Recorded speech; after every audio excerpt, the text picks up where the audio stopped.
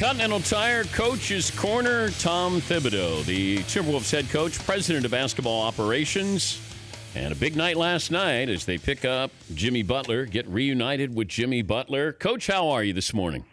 I'm great, thanks. Thanks, right. Dan, for having me on. Well, walk me through this. When you first decide that, okay, we're going to pull off this trade, who do you call first? Well, from the end of the season, you're preparing for the draft, and then you're thinking about, all the possibilities. And we could tell that by the calls we were getting for the pick as we were getting closer to the draft, that many people felt it was a very deep draft, which is what we felt as well.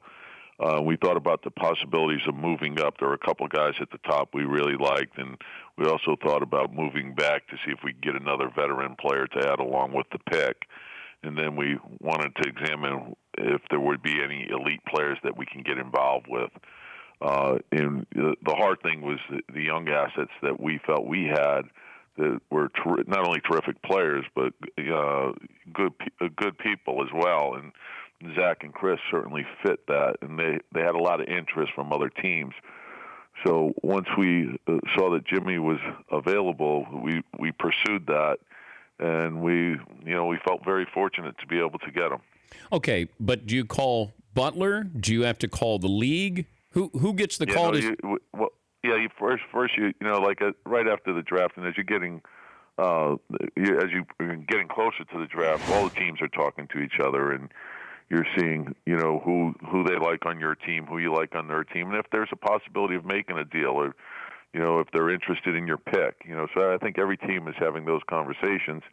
And so when we were talking to Chicago, we were talking about the possibilities of moving the pick and seeing if they would have some players that, they liked on our team, and they did. And so we went from there. Have you spoken to Butler? He's in Paris, I think, isn't he? Yeah, I have. We had a brief conversation last night. Obviously, it was pretty late there, and we'll talk again today. But I think any time a player like that is traded, it's not an easy thing. And obviously, all the things that he did for the organization and the city, and he loved being there. So that's never easy. But he's excited about coming here, and he's looking forward to going to work. Because he said the report was he didn't want to go to Cleveland. He wanted to stay in Chicago. Did he not want to be traded at all? Did he express those sentiments when you talked to him? No, that's who Jimmy is. Jimmy's he's a very loyal guy. I think that there were very few places he would even consider playing, and but I think you also. You look at every situation, and he had a great run there. He was part of some great teams. And sometimes, a team may choose to change direction, and then, they have to try to collect as many assets as they can. And that's what they were doing. They were in a different place. And I think for us, he's exactly what we need. It's, we have a good young core, and I like Jimmy's age. I think he's one of the elite players in our league, but it fits our group. I think Jimmy's just entering his prime. So I think this will fit for a long time with us. He's Tom Thibodeau, the Timberwolves head coach, the Continental Tire Coach's Corner. I still look at the roster last year, and I thought you guys were going to make that leap. But what'd you end up with, 31 wins? Like, how does that team end up with 31 wins, as much talent that you had? Yeah, no, it's a great question. I think we had a lot of leads that we didn't close out games well in. I think Zach getting hurt set us back some, and then Nemanja Bjelica got hurt the last quarter of the season. So those were two key guys, particularly the shooting that they had. They were our two best three-point shooters. So that hurt us some. But I thought our defense, it's an area we really have to improve upon.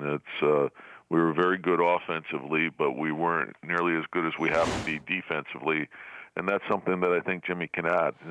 Just his mindset, the way he practices, and, of course, his ability to guard four positions. You also, and I brought this up, that you guys just didn't close out games, and sometimes you have to learn how to close out games. And I think you guys blew more fourth-quarter leads than anybody. How do you teach that of not losing a lead or adding to the lead? Yeah, no, I think you're making a great point, Dan. I think a big part of that is your veteran experience. I think learning how to close out games. You start off, and some of that is trial and error. You have to go through it, and that's where Jimmy's been outstanding. And he had to go through the same things. There are steps you have to take as a young player as you go through it. And Jimmy started off, he wasn't that player his first couple of years, and he became that player because of the way he worked and all the things he's added to his game since coming into the league. And that's something that I think he could help our players with. When he first got to Chicago, Luol Deng really helped him, and I thought that was very beneficial to him.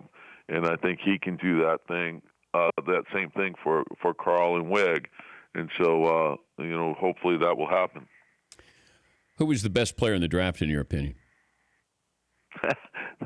I don't know. I think we have to wait about 15 years for that.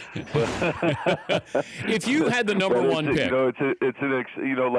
I think there were a lot of really good players that are going to have terrific careers.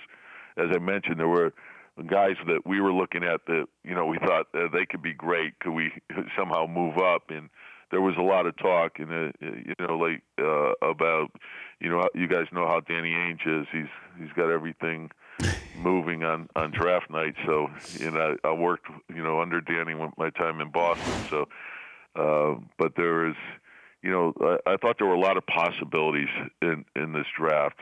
If you were to keep a pick. Who was number one on your board, Coach? Who was number one on your board? You can tell me the draft's over. Nah. Justin Patton. No, he was 16th on your board. No, we were thrilled. I'm not going to share how we had everyone ranked, but we thought there were like 10 really good players in the draft. How about Markelle Fultz or Lonzo Ball? Who'd you have higher? Can you tell me that? They were tied. Oh, look at you, man! I didn't think you were afraid. Coach. Come on. Yeah, no, well, we realized we didn't have the possibility to get either one, so we moved down. We'll be up there in February. I'm assuming, for the Super Bowl, so I'm assuming courtside seats are going to be in store for me with this team. Well, we'd love to have you. Yeah, we'd love to have that. Either that, is there a suite that I can go and bring my guys, or is it just me courtside? Can I sit next to the bench? Just let me know. Dan, we have plenty of room for you. You can sit on the bench if you'd like. I like that. Can I go through layups? Sure. Why not? You can draw up a couple plays. No. I don't want. We have to keep you in the half court, though. Yeah. It'll be like that old Iowa basketball where there were 3 women at one end and 3 at the other. I'll just stay at the other end there, and still won't score. Hey, that sounds good. Congrats, and good luck this upcoming season, Coach. Thanks so much. Great to talk to you, Dan. Take care. That's Tom Thibodeau, but they call him Coach Tibbs. Continental Tire, Coach's Corner.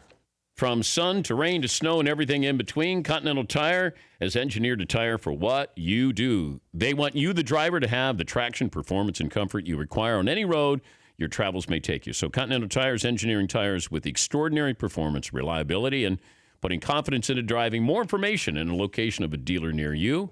Visit ContinentalTire.com. Continental Tire, for what you do. The Dan Patrick Show, weekday mornings on Audience.